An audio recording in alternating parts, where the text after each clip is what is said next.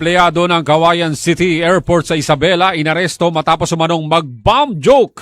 Katropa natin sa balita, Rowena Munchang ng XFM Santiago.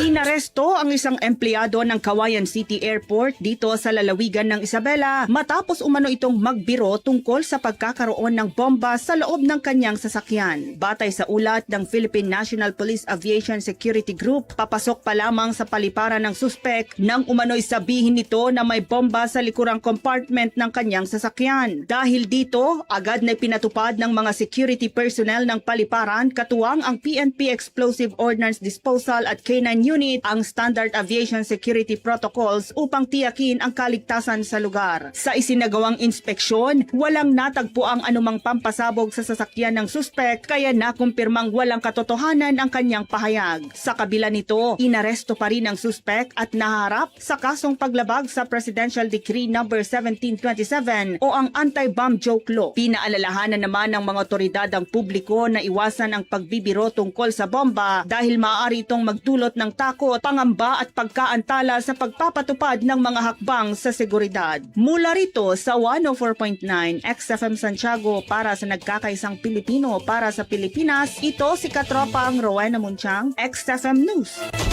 Cellphone Plus Gold, mapalit sa mga butika sa inyong lugar.